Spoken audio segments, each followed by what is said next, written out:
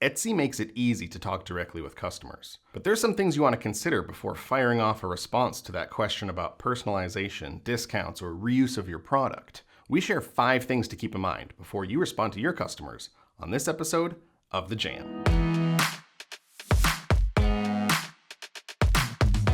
What is up? I'm Gordon from Marmalade. And I'm Richie from Marmalade. And what have we got on tap for today, Richie? Today we're going to talk about Etsy messages. So if you've got an Etsy shop, you've probably received some messages. And we want to talk about some tips and best practices for dealing with customers via Etsy message. Of course, we all send messages these days as a second reflex, especially now that remote work has become the norm. But there's still some best practices and some things that we want to keep in mind when we're dealing with customers on Etsy, because it's still different than, it's different than texting your mom, and it's going to be different than, corporate kind of stuff, right? We don't really want our messages to come off real corporate because that's not what they're buying from. They're buying from an individual boutique shop, right? That happens to be on the platform Etsy. So we have five things we want to talk about, tips and best practices, I guess we'll call them.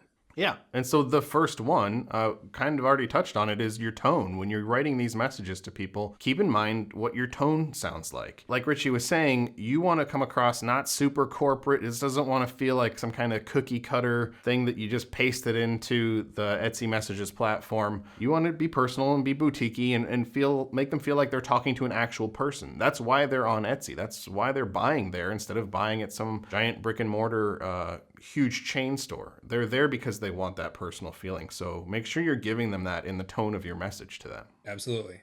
Personal, not a robot. Number 2, clarity.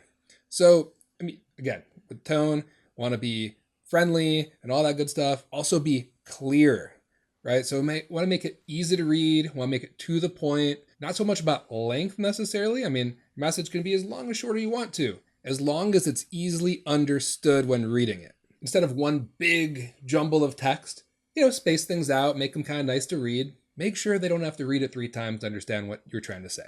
Tip number 3, make sure that you're setting expectations appropriately. So make sure that you're under-promising and over-delivering to people. If you tell somebody that something's going to take 3 to 10 days, they're hearing 3 days. So make sure that you have that in mind when you're throwing out numbers for them for how long it might take to personalize something or to ship something and get it to them. Number 4, making sure the details make it into the order. So if you're talking back and forth on the message and they're making some changes for something custom, even if most of it makes it in there, right? You don't want to find out later that like, hey, we talked about this and this didn't happen, right? And then you go back through your message thread and you're like, oh yeah, I guess we did talk about that. If you talk about it, really make sure it makes it into the actual order because they're going to be expecting that. Something you can do there is while you're in the message, while something comes up, just scribble it down in Notepad, because I know that when I'm texting back and forth with people and then even a day later, if I have a lot of messages with that person or like talking to Gordon, for instance, man, it can be hard to find the details about that one thing we were talking about because it's buried way up here. Yeah, so use really unique keywords every now and then so you can easily go back and search for those things. Yes. I'm just kidding. That's not a tip. You probably don't want to do that. They're going to be like, why are you talking about bananas? Doesn't help. Seriously. So I can find it later. I want to take a moment to thank you for tuning into the Jam by Marmalade.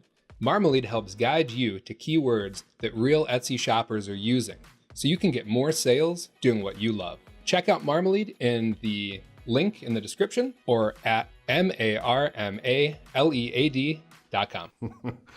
Tip number 5, make sure that you're learning from the messages that you have going on.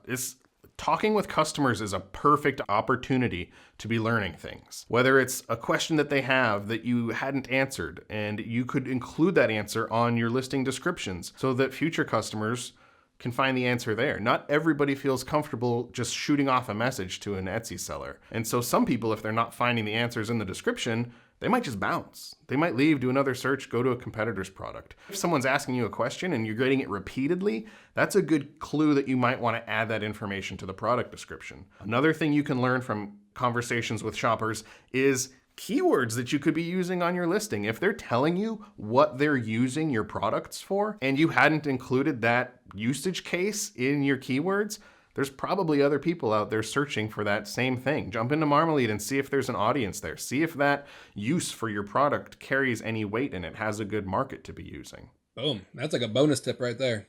Bonus tip. Under promised, over delivered. Another great thing that you can use conversations for is product development. If somebody is talking to you about, could you make this do this, or could you change this listing in this way? It could be a clue to you that there's another separate product out there that you could be creating for people. It can help you add new listings to your shop, and new listings means more surfaces for shoppers to find you and possibly make purchases from. Along those same lines, if people keep asking you, hey, can you make this also? I'm also looking for this. That is another clue of something else that you could make that you're not already making. Or, hey, if you do make that and they're not finding it, the fact that they're asking you that question means they're not finding it in your shop for some reason. So just, again, lots of things you can learn from conversations. Do not fear the conversation, have the conversation, and follow these tips, and you will be doing great. And we'll see you guys next time on The Jam.